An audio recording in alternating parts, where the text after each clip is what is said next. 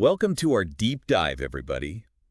Buckle up, because today we're going deep into the world of sequence learning with neural networks. Sounds exciting. It is, it is. We're going to be taking a look at this super interesting research paper called sequence-to-sequence learning with neural networks. Oh yeah, this paper is a classic. It really is, and it totally changed how machines can handle things like language translation. Yeah, it really pushed the field forward. For sure. So, typically neural networks are kind of used to dealing with data in like fixed chunks, Right, right? like image recognition, for example. Exactly. But with language, things are, well, they're a bit more fluid. They are. Sentences have different lengths, different structures. It's not as straightforward. It's like trying to understand a whole movie just by, glancing at random frames. You miss the flow, the connections, the whole story. Exactly. And that's exactly the challenge this paper addressed. How can we make neural networks understand the flow and context of sequences, like sentences or even entire paragraphs? And that's where these things called LSTMs come in. They sound kind of sci-fi, don't they? They do a bit. LSTM stands for long short-term memory. Basically, it's a special type of neural network that's really good at understanding those long-range connections and dependencies within a sequence. So like remembering how the beginning of a sentence relates to the end, even if there's a whole bunch of stuff in between. Exactly. Clever. Uh-huh. So how do these LSTMs actually fit into the whole sequence-to-sequence learning thing? Okay, so imagine we have two LSTMs working together, like a tag team. The first LSTM, called the encoder, reads the input sequence, let's say an English sentence, Got it. and it compresses the meaning of that sentence into a fixed length vector. It's like taking a whole book and distilling its essence into, say, a single paragraph. Wow, that's a pretty neat analogy. So we've got this condensed meaning, this essence of the sentence. What happens next? Then the second LSTM comes in, the decoder. It takes that condensed meaning, that vector, and uses it to generate the output sequence. So in our example, it would be the French translation of that English sentence. So it's like a relay race. One LSTM hands off the meaning to the other. Exactly. Now, there was one thing in this paper that really threw me for a loop. They decided to reverse the order of words in the input sentence. I mean, why would they do that? It seems so counterintuitive. It does, right. But that's one of the most interesting things about this research. They found that by reversing the input sentence, they actually made the LSTM learn better. Wait, seriously? But how does that even work? Remember how LSTMs are good at understanding those long-range dependencies between words? Right. Well, by reversing the input, they create more short-term dependencies, so the connections between the words and their translations are easier for the LSTM to grasp, even if they're far apart in the original sentence. So by flipping the sentence around, they're basically making it easier for the LSTM to see those connections. Exactly. They basically found that reversing the input reduced what they called the minimal time lag in the data. It's like, by bringing related words closer together, the LSTM could learn faster and more efficiently during training. Ah, so it's like giving the LSTM a little boost, making those connections more obvious. Exactly. That's so clever. But okay, let's talk about the results, the nitty-gritty. What kind of impact did this model actually have on translation quality? Well, they measured the performance using something called a BLEU score. It's basically a way to measure how close a machine translation is to a human translation. So higher BLEU score, better translation. Exactly. And their LSTM model achieved a BLEU score of 34.8 for English to French translation. Not bad. No, not bad at all, especially considering that the standard at the time, a phrase-based statistical system, had a score of 33.3. So it was a big win for neural networks, showed they could really hold their own in this field. It really shook things up. Okay, but there's one thing I'm still trying to get my head around. How can an LSTM represent the meaning of a whole sentence as a single vector? I mean, it's like fitting a whole novel into a tweet. That's a great question, and it really gets to the heart of what makes LSTM so powerful.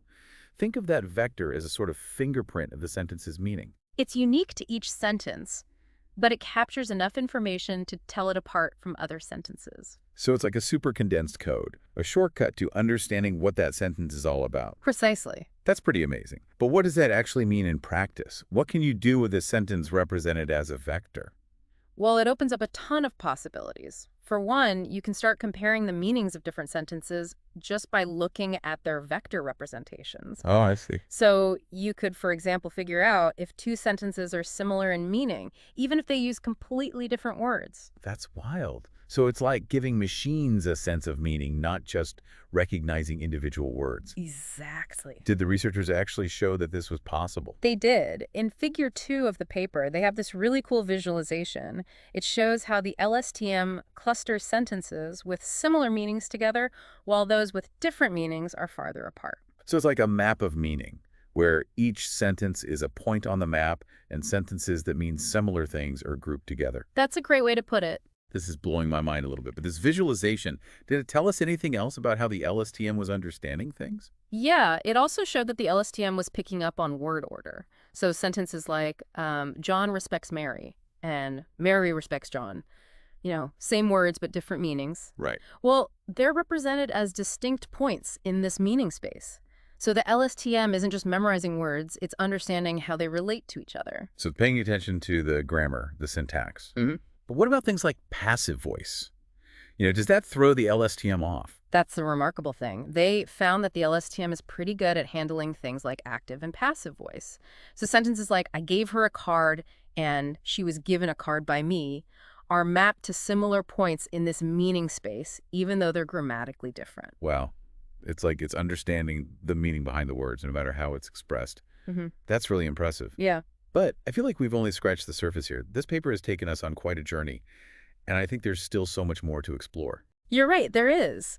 Now that we've looked at how these LSTMs work, we can start talking about their impact. How has this research changed the field of machine translation? What are the possibilities for the future? Ooh, I like where this is going. Welcome back. Before we were talking about how these LSTMs, they can represent the meaning of a whole sentence, like as a single vector. Yeah. It's a really powerful idea, but I'm wondering, are there any limitations to this approach? Yeah, that's a great point. I mean, as cool as these vector representations are, they definitely have their challenges. One thing that can be tricky is dealing with words the model hasn't seen before. What we call out-of-vocabulary words. Remember how the researchers used a fixed vocabulary for their model? Yeah, they had what was it, 160,000 words for English and 80,000 for French, and any word outside that set, boom, it was replaced with this UNK token. Exactly. So if the LSTM runs into a brand new word during training, it basically doesn't have a good way to represent its meaning. So it's kind of like you're working with a dictionary that has a limited number of words. And if you come across a word that's not in the dictionary, you're kind of stuck. What do you do? I mean, how do you get around that? Well, researchers are always trying to come up with new ways to tackle this problem. One idea is to use subword units. So instead of looking at whole words, you break them down into smaller parts, Oh, okay. like prefixes, suffixes, things like that.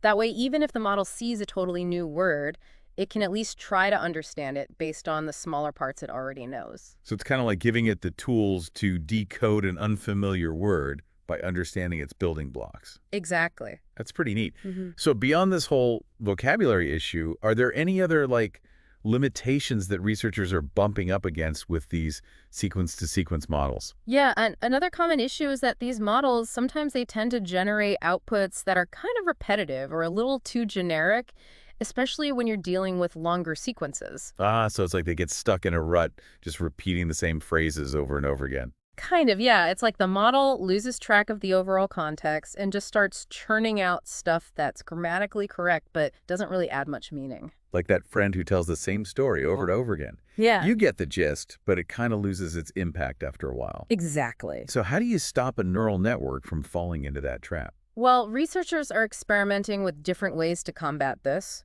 One promising approach is using something called attention mechanisms. Attention mechanisms. That sounds intriguing. They basically help the decoder LSTM focus on specific parts of the input sequence while it's generating the output. It's like giving the model a spotlight to help it stay grounded in the context. So it doesn't get lost in the sea of words. It knows where to look for the most important information. Exactly. And on top of that, researchers are also working on developing new evaluation metrics. So instead of just comparing the model's output to a reference translation word for word, they're trying to assess the fluency, the coherence, the overall quality of the machine-generated text. So it's not just about getting the words right. It's about capturing the style, the tone, the feel of the original text. Exactly. And these new evaluation metrics, they're really pushing the field forward, encouraging researchers to create models that produce better quality translations. It's like this constant back and forth, pushing the boundaries of what's possible and then figuring out how to measure it, how to evaluate it. Precisely. But let's step back for a sec. We've been geeking out over the technical stuff, but how has this paper actually changed the world? What's its legacy? This research was a real turning point for machine translation. Before this, most systems relied on these statistical methods that basically treated language as just a bag of words. Right. They didn't really understand the meaning, the relationships between words. It's like trying to have a conversation using a phrase book. You can get by, but it's not really a true understanding of the language. That's a great way to put it. This paper showed that neural networks, especially LSTMs, could learn to represent language in a much deeper way, capturing the meaning, the connections between words. So we went from translating words to translating thoughts. That's a huge leap. It is, and it really kicked off a whole wave of innovation in neural machine translation. The systems we have today, they're way more sophisticated than that original model. They use tons more data, more complex architectures, all sorts of advanced techniques like the attention mechanisms and subword units we talked about earlier. It's amazing how much progress has been made in such a short time. What kind of impact has that had on the translations we see in everyday life? I mean, the results are pretty incredible. The translations you get from these modern neural machine translation systems are super accurate. They're fluent. They can handle all sorts of different languages and specialized fields. They've become these essential tools for breaking down language barriers and connecting people across the globe. It really feels like we're living in the future sometimes with all these language tools we have now. Yeah. But before we get carried away celebrating, there's this one key insight from the paper that I think we need to circle back to. The whole reversing the order of words in the input sentence thing. Oh, yeah, that was a fascinating discovery. It really shows you how important it is to think about how we present data to these neural networks. Absolutely. It highlights how data representation can really make or break a model's ability to learn. I'm still kind of wrapping my head around how reversing the words actually made the LSTM learn better. Can you remind me how that works again? Sure, so think about it this way. When you reverse the input sentence, you're basically bringing related words closer together in time from the perspective of the LSTM. So, for example, if you're translating "the cat sat on the mat," the word cat is initially far away from its French translation, chat. Right, because chat would be at the end of the French sentence. Exactly, but when you flip the English sentence around, so it's like Matt the on, sat cat the lost, suddenly cat is right next to Matt, which is much closer to chat in the output sequence. Ah, I see. So by reversing the input, you're creating more instances where related words are close together, making it easier for the LSTM to pick up on those connections. It's like a shortcut to understanding the relationships between words. Exactly, and remember, the researchers found that by reducing this what they called minimal time lag between related words, the learning process became much smoother and more efficient. It really is amazing what a difference a seemingly small change can make. It shows you the power of thinking carefully about how we present information to these neural networks. Absolutely. And this principle, it goes way beyond just machine translation. It highlights the importance of thoughtfully preparing and structuring your data when you're training any kind of neural network, no matter what task you're working on. This deep dive has taken us on quite a journey so far. We've explored how these LSTMs work, we've talked about their impact on machine translation, but I feel like we're not done yet. What's next for us in this final part? Well, in this last part, we'll shift gears a bit and look towards the future. We'll explore how this research has paved the way for even more powerful neural machine translation systems and discuss some of the really exciting possibilities that lie ahead. Ooh, I can't wait.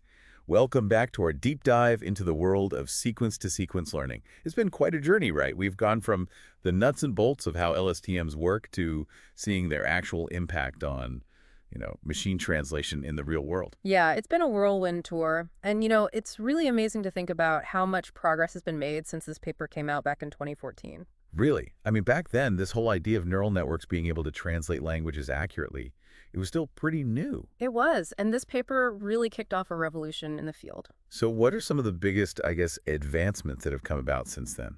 Well, one of the biggest things has been the the sheer amount of data that we're now using to train these models. I mean, researchers now have access to these massive data sets with like billions of words and sentences in, tons of different languages. Right, so the models are getting like smarter and more sophisticated just by being exposed to so much more language data. Exactly. I mean, the more data you feed them, the more they learn about the nuances of language, the different ways that people express themselves.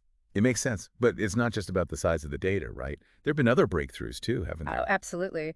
Researchers have also come up with like much more complex network architectures. They've gone way beyond that basic sequence to sequence model that we saw in this paper. Right. They've added things like attention mechanisms, which we talked about earlier, and also these things called transformers, which allow models to like process entire sentences at once. And all these advancements have led to, even better accuracy, more fluency in the translations.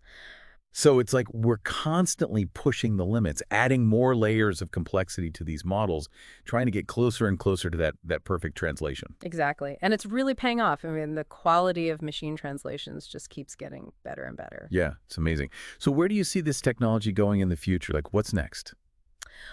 Well, I think we're going to keep seeing these improvements in accuracy and fluency, to the point where it's going to become really hard to tell the difference between something that was translated by a human and something that was translated by a machine. Wow.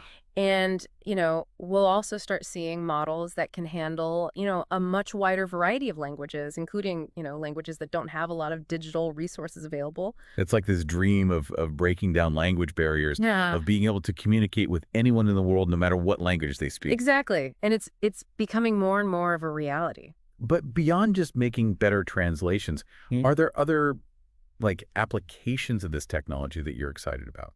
Oh, absolutely. This whole sequence to sequence approach, it can be applied to all sorts of tasks, Hmm. not just translation. I mean, anything where you need to map one sequence to another, like speech recognition, text summarization, even generating music. It's like this fundamental shift in how we think about machines processing information. Yeah. It's not just about individual words anymore. It's about understanding sequences, understanding the flow of information. Exactly. This deep dive has been a real eye-opener for me, and I'm sure for our listeners too. Yeah. So as we wrap up, what's the one big takeaway that you'd like people to remember from this whole exploration? Well, I think the main thing to remember is that this research, it was a real turning point in AI. It showed us just how powerful neural networks can be when it comes to learning, complex patterns in these sequential data.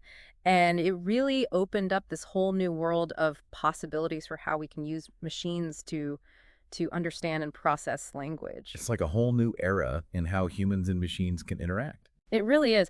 And this is just the beginning. The future of sequence to sequence learning it's incredibly exciting. And I can't wait to see what amazing new things come out of it. That's a fantastic thought to end on. This deep dive has been a real adventure, and I hope our listeners have enjoyed exploring this fascinating world with us. So until next time, keep those minds curious and keep exploring the amazing world of AI.